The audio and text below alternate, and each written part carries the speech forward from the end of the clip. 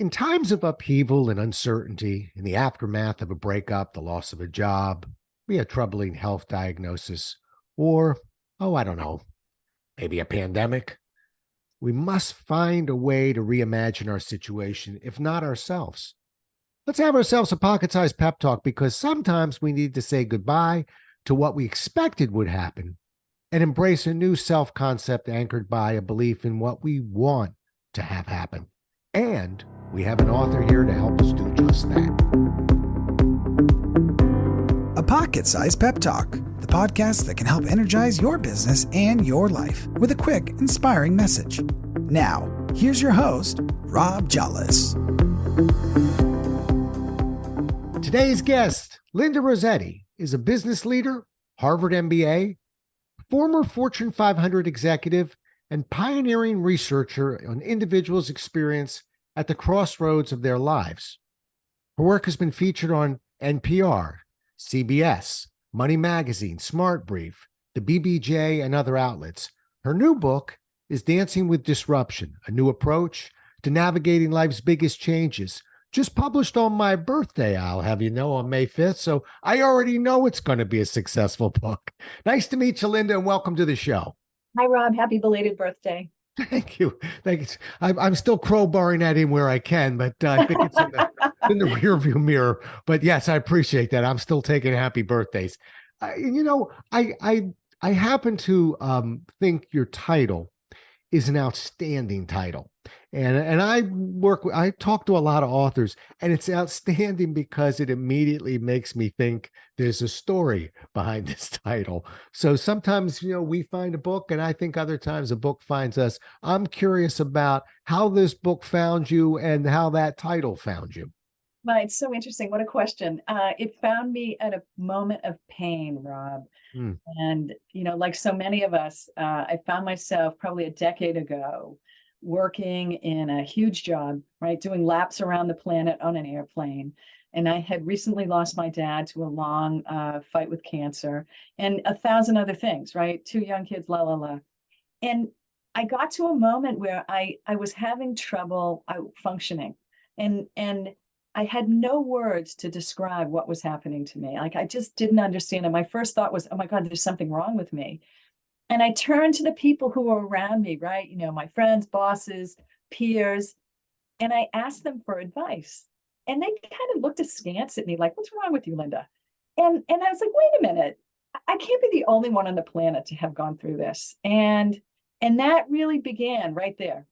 This dancing with disruption started in that moment because I resolved to figure out what was going on because I couldn't believe I was the only one that had this unnamed occurrence happen.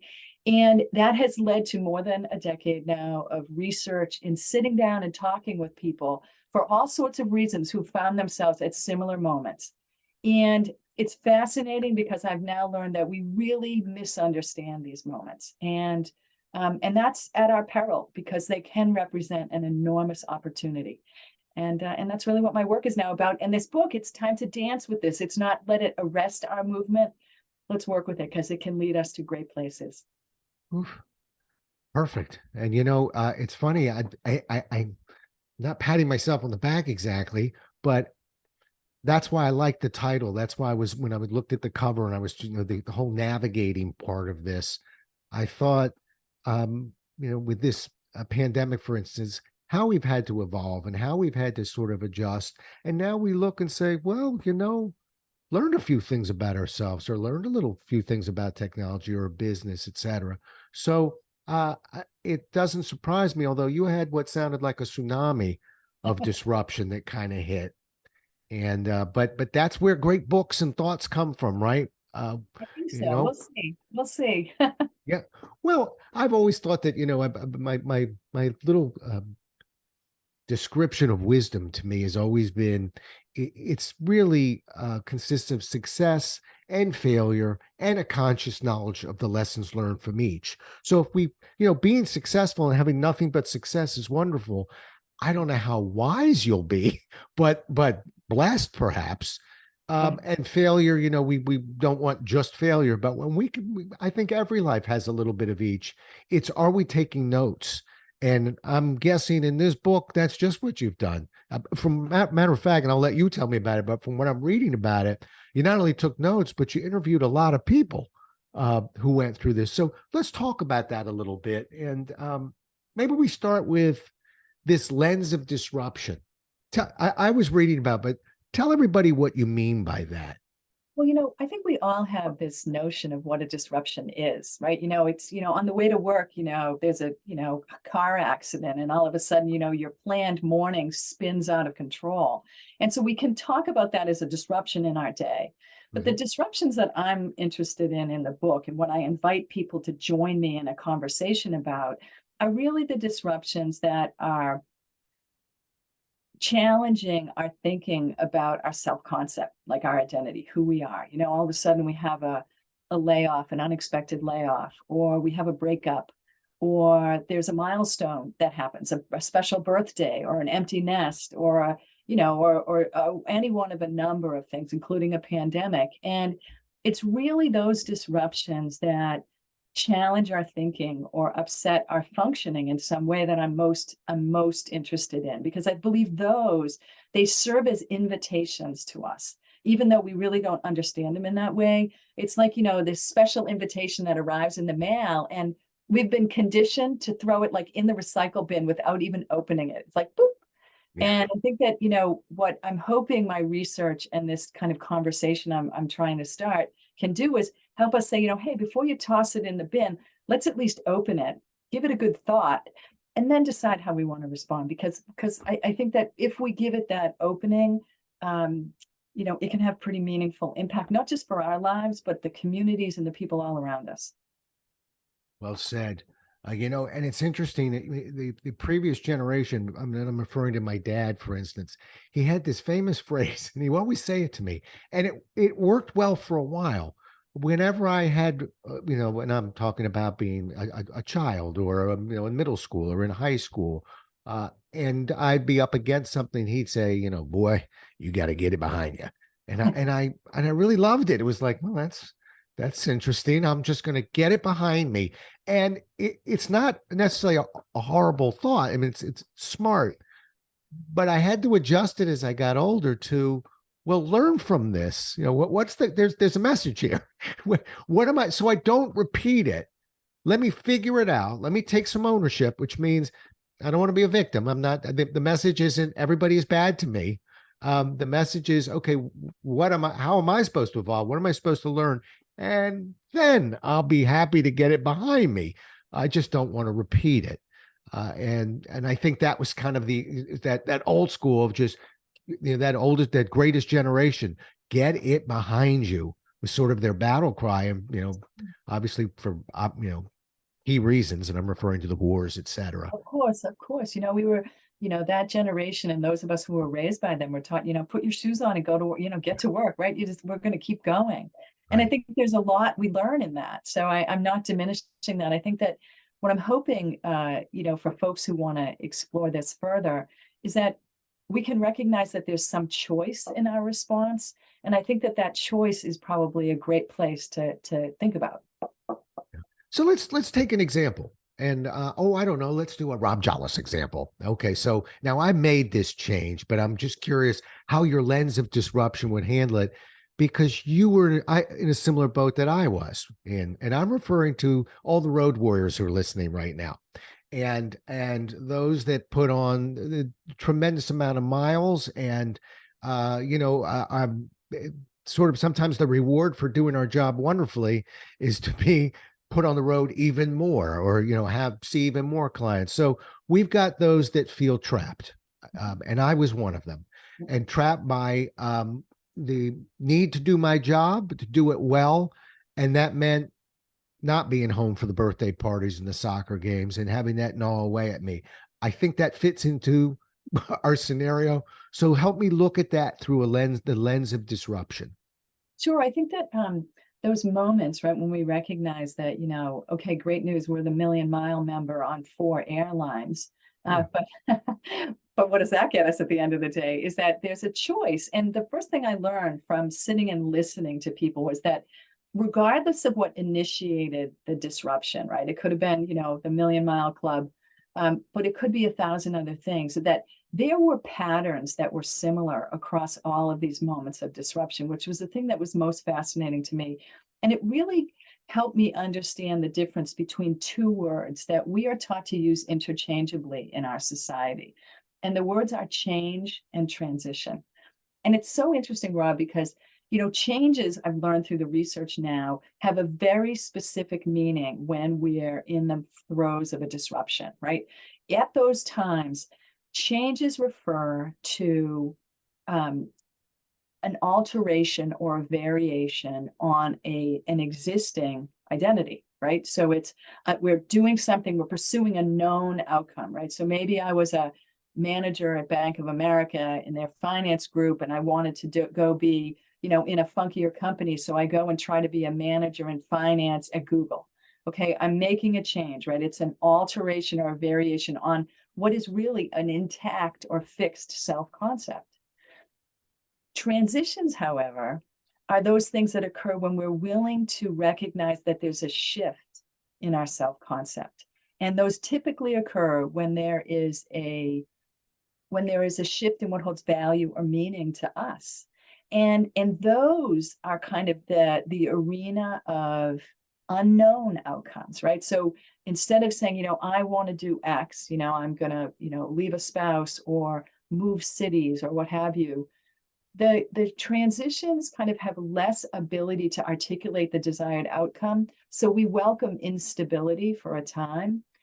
But in that, right, we anchor ourselves on some things that hold value and meaning to us. And it's a really important difference, right? Because one has a very fixed or stable set of kind of identity markers. And another says, I'm not going to throw the baby out with the bathwater, but maybe I'll alter, this thinking about myself or an expectation I've held for a long time. And I think that when I first listened to the feedback, there were almost 300 people that participated in my research. And then 80 of those folks went further with me and tested a series of exercises that I use in the book for people to do kind of self-reflection.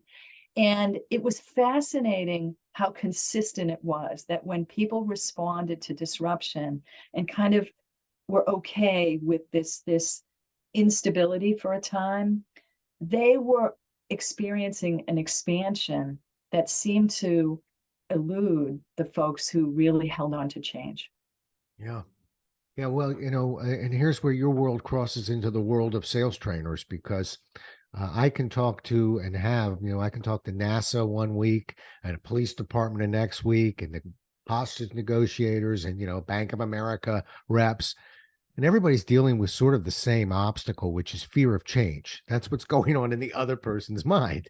So, and it's unfortunately, we may have a wonderful idea. That fear of change is powerful. And I'm assuming that relates to some of the work that you're doing. You see a lot of that.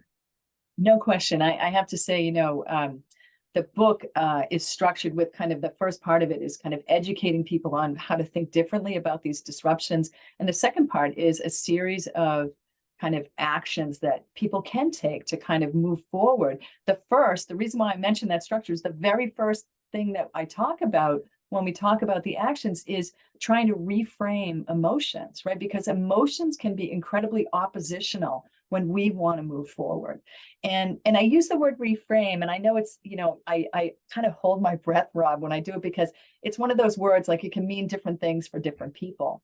But this notion of reframing emotions tries to honor, right? It doesn't deny the emotions we have, right? It honors the emotions we have and tries to help us alter our relationship with those emotions, right? I kind of think of it, it's like, if you were kind of on the sidewalk and I asked you to draw a picture of the skyscraper you're looking up at, you'd sketch a picture for me.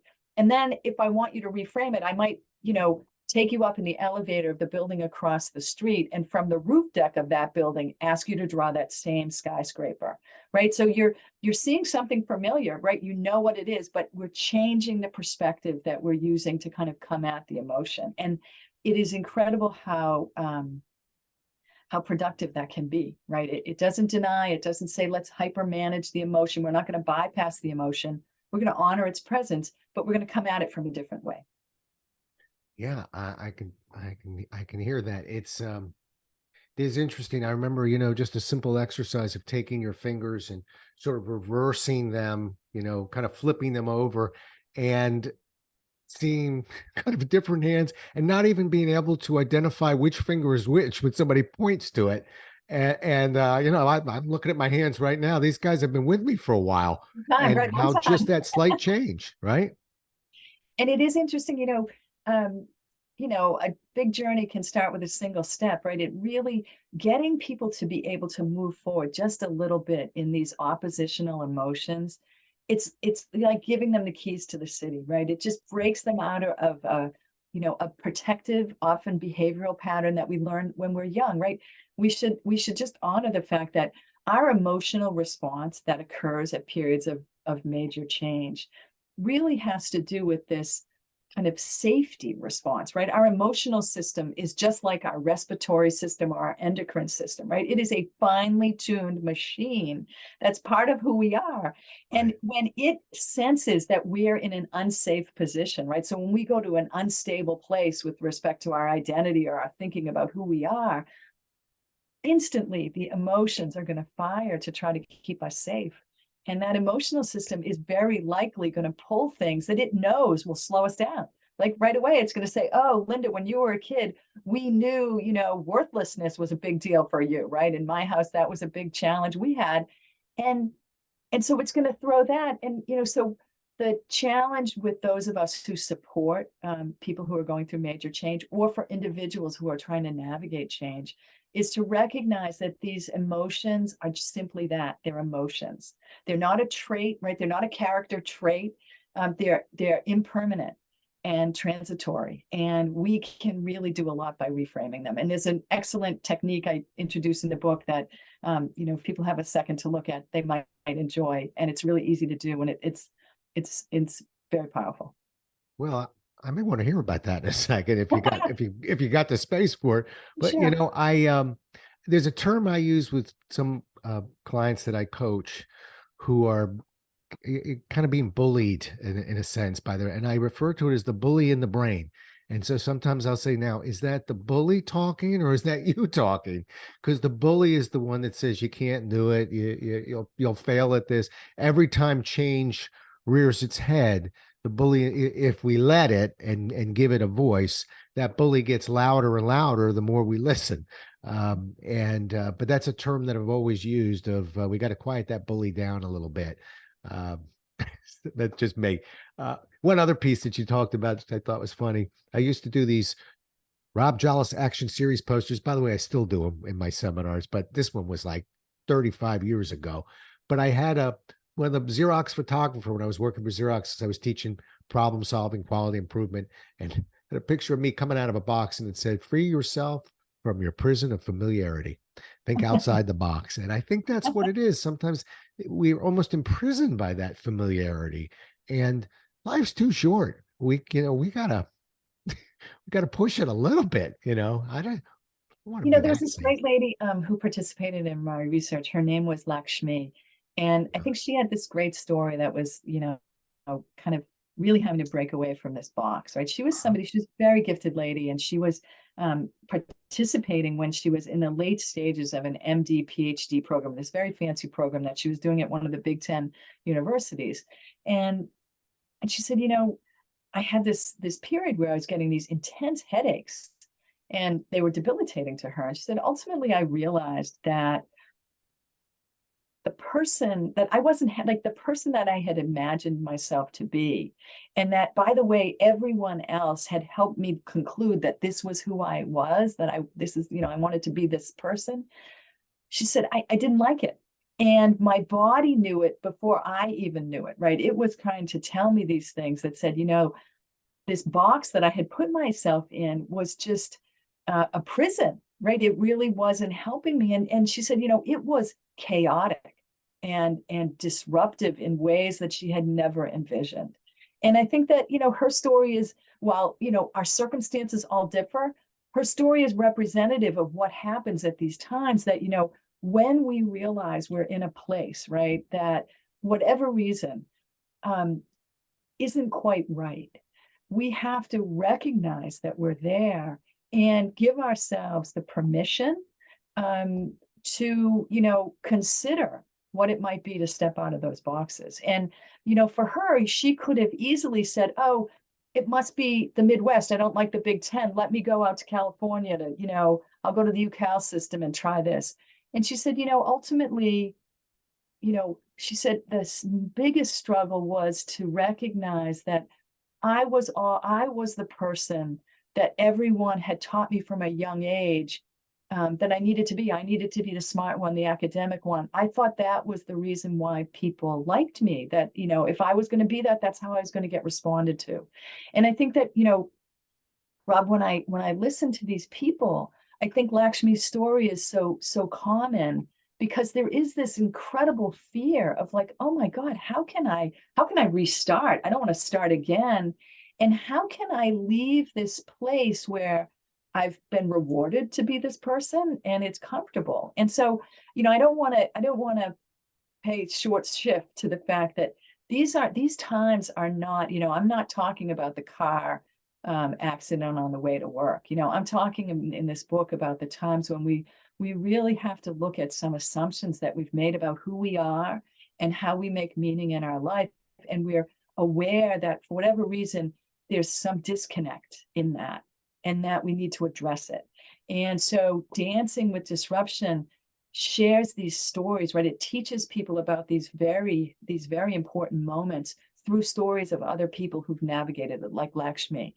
And I share my story, right? Because I went a long way through, that time that I started with just a few minutes ago, saying, I felt like the ground fell out from under me, to then moving through periods of changing that were surprising to me, right? When I left, I thought I was changing jobs. And I think that while I did change my job, that was only a little bit of the change that I was ready for as I went through this. Yeah. Well, that's why when I was looking over your materials, I was looking at your book, and I was thinking, that's why we started with that first question. Oh, I know there's a story here. Rarely do we have an author that's writing about things like this and says, well, actually, I've never had any disruption, but I hear it's very challenging. And I'm talking, a book comes from our soul. And I'm not sure how many people have come up to you as an author and said, I've always wanted to write a book, can you help me? And my answer is sure. But the first thing you got to do is you got to find a topic, a cause, a point, a story like you just shared that just gnaws away into your gut and just keeps you awake at night. And that's where a book begins. It doesn't begin with the dream of writing a book. It begins with living through something that you just have to get out of you and explain. And the beauty of what you've done is you not only did it, but then you found 350 other people to talk, or whatever that number, to talk to about it. So it's very cool. Yeah. Well, that makes me think of, we think when Lakshmi was at that moment, which she said, oh my God, this is not who I want to be. We think that that's unique, that we're the only one that's happening to. Right. And I have to say, Rob, if no one hears anything else from our talk, please hear that what my research revealed is this is a universal occurrence, right? There is no adult, I don't care what your circumstances are, where you're from, there is no adult that goes through the arc of their adult life without having that same question that she has. Right. And I think that that's where choice comes in, right? Where we don't necessarily recognize that those feelings, those questions really represent an incredible choice. And that's the conversation I'm hoping to start and invite people to join me to say, this is an opportunity. There is choice in this. And it doesn't mean throwing the baby out with the bathwater. It doesn't mean starting over. But it does mean really thinking carefully about what holds value and meaning to you and how you can bring that forward, because that choice is really linked to our voices. And when I say voice, I don't mean, kind of the audible, what you hear from me right now. I really mean like your truth or your essence. And, Lakshmi is a great example. When we are brought up or when we, enter adulthood, we look around us to influence what that voice should or could be. And I think as disruption kind of hits us, I think it's signaling us to say, hey, Rob, maybe it's time to just kind of reset here. Because if we can bring our voices forward, turn up the volume a bit, it's incredible.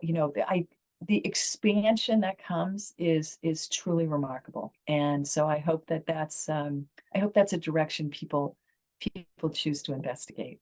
Absolutely. Listen, it's dancing with disruption, folks. A new approach to navigating life's biggest changes. I saw it on Amazon. It appears to be you're not going to have trouble finding it. And we all know when we listen to this particular show that's done by an author that you don't just get a book, you write a review on a book. So let's get some good reviews on this book and go get that book, because I think you just made a wonderful case for the fact that, yeah, whose life doesn't have some disruption? And quite frankly, if you could ever find me someone like that, I don't think that's a very rich life. I think some of our greatest accomplishments come from getting knocked around a little bit and then figuring certain things out. That's the joy of it all. Okay, let me back you up for one thing real fast. I'm a corporate trainer at heart. So my ears perked up about 5-10 minutes ago when you said, well, we got an exercise in the front. And can you give me an example? It doesn't have to be that particular exercise, but something that someone could do who's listening right now, once they park the car, go in and have a little hot chocolate. What could they do as an exercise maybe that could touch this topic a little bit? Absolutely. One of my favorite ones that came out of the research is this introduction exercise that anyone can do, right? Because similar to Lakshmi, a lot of people get to this moment to say, well, if I'm not this, then what? Right? They're kind of stalled in this moment where there's a blank slate and they don't know really how to begin to think about what might be next. And I've found that the most reliable tool you can do to fool around with this is playing with your introduction. And it's super simple, right? And what it does is it asks us to step beyond our storytelling, relying on chronology, right? Most of us are conditioned to tell a story, to say, I was A and then B and now C and D. And so what the exercise asks us to do is to recognize that, right? Start out by telling your story the way you would, but then retell your story. Only this time, choose one thing that holds value and meaning to you, and see if you can't retell the story that way. And the comparison is incredible, right? Because Rob, if I asked you to do that, right? If you'd say one thing that might hold value and meaning to you and introduce yourself using that, how would that introduction look? You want me to do it right now? Why not? Let me take a deep breath on that one, because I was just taking a note to say, boy, if you help me, because my introductions when I'm introduced tend to go on and on. I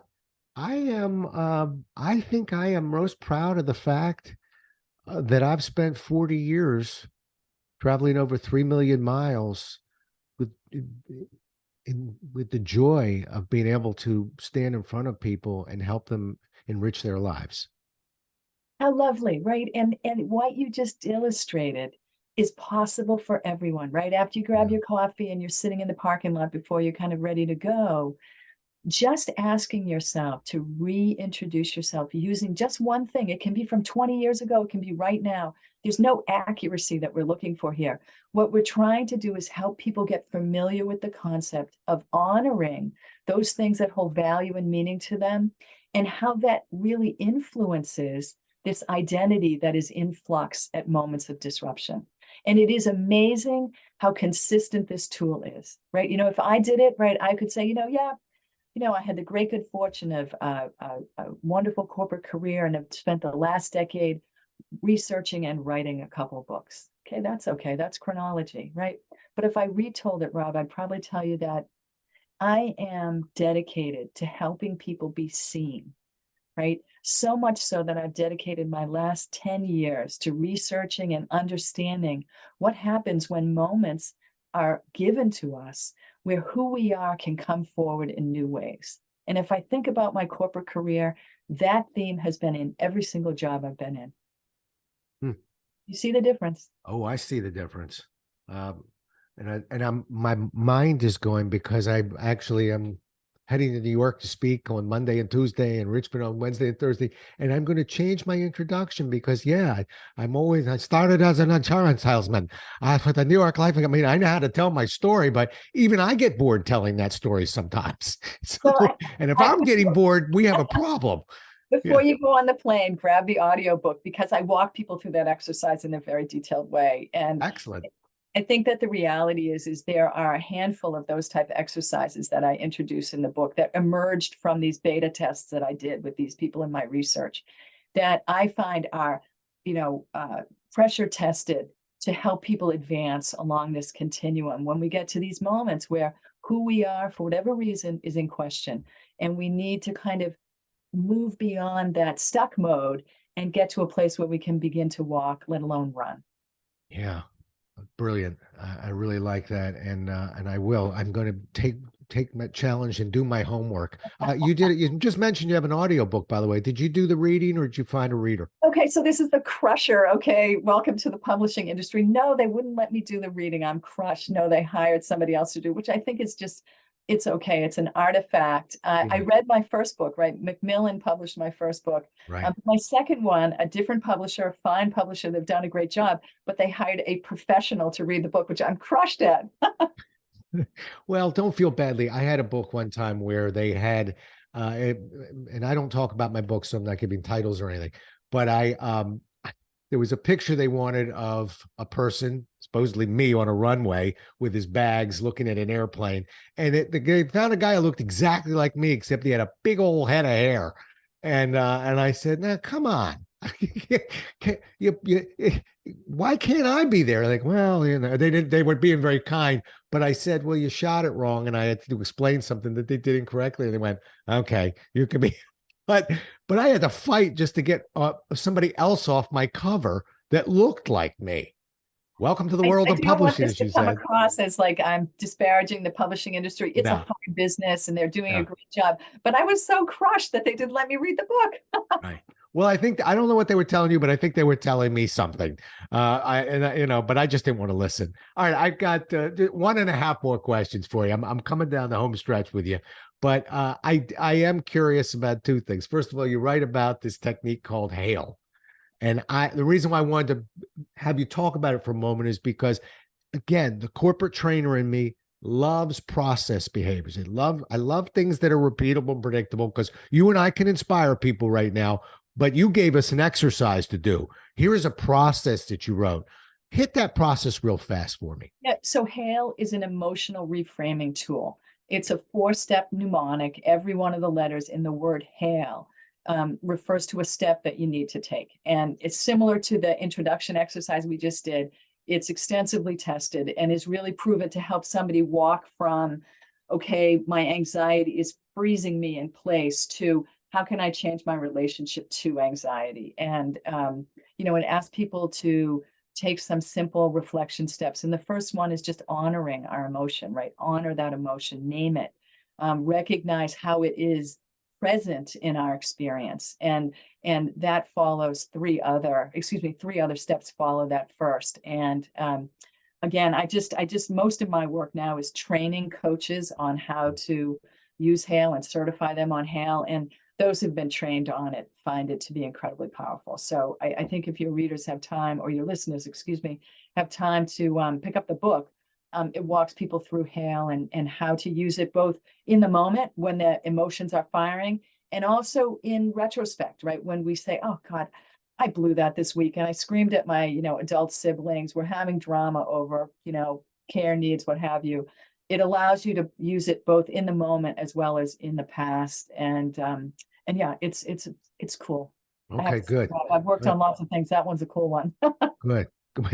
I know we're not supposed to say that, but we authors do have our favorite parts of our That is one of my books. favorites. I know you. Whoops. I know your listeners don't want to hear that. They're all important. Don't favorites. worry. And she just teased us with that H. So we've got to go out and get that book, or get that almost Linda person who's going to read the book to us.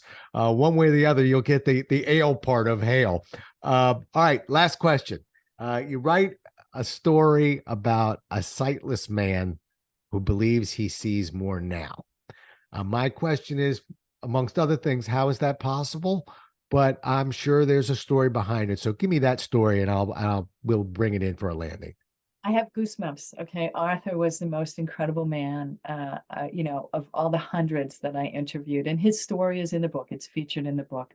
But he's somebody who had a degenerative condition in his eyes and slowly lost his sight through his late 30s. And he talks about his first response to that disruption as a series of changes, which really made his world become very small, right? He receded, he went inward and drew inward. And he made a lot of changes, right? He made a lot of alterations, right? Back to our definition up front, that changes in change, we have a fixed self-concept and we make alterations or variations on that self-concept. And yet when he chose transition, right? When he was willing to re-examine the assumptions about who he was and how he made meaning in the world, his world opened up. And his comment to me was, I see so much more now. That's beautiful. Absolutely beautiful. As an aside, I've been a live auctioneer just for charities for about 15 years. And one of the greatest auctions I ever was privileged enough to conduct was for a group that was raising money for people who were, it was a couple of different diseases that slowly take the eyesight. Impaired people, yes. But what they did was they put it in a ballroom with no windows, and they said, get a good look. If you're uncomfortable, go ahead and leave now, but you will be dining in the dark. And they just took every light out, everything. That room was pitch black as we felt our way through our meals. And I want to tell you, when I got to take the stage, I didn't have to say much. We did real well that night by letting people experience this a little bit more as opposed to describing it. So that's something that I've never forgotten. And a couple of stories from people who had sight and then slowly lost their sight and said pretty much the same thing you're saying, which was how they had to give up certain things, but other areas of their lives have been enriched. And maybe that circles back to really the big picture of your book of we have to deal with disruption. How are we going to do it? What are we going to learn? How and how are we going to evolve and enhance our lives through it?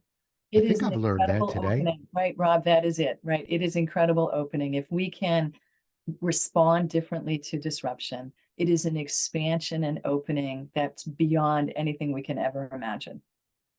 Well, there you have it. Dancing with Disruption, a new approach to navigating life's biggest changes. Who doesn't have disruption in their life? And I am really grateful to have had the opportunity to talk to you about this. How do people get a hold of you? Easiest way is LinkedIn, right? That's a easy way. LinkedIn. Rossetti is the trickiest part. My last name is 2 S's and 2 T's. So Linda Rossetti, easy way, get me there. And I love to hear from anyone. And I appreciate so much the opportunity to join you and talk about this work. Oh, it's fine work. Really. This was easy for me because I'm fascinated with the topic. And as a executive coach, from time to time, I'm really more of a stand-up, in-your-face delivery trainer, but I just deal with that a lot, and I can't wait to finish this book off and get my review on there for you and get this thing taken care of. I am beyond grateful. We'll put all your contact information up on our site, but really grateful you had an opportunity to come in, and thank you so much. And Rob, thank you for all the work you do. Thank you. Well, we'll do it again as well as we can next time, everyone. Until then, stay safe.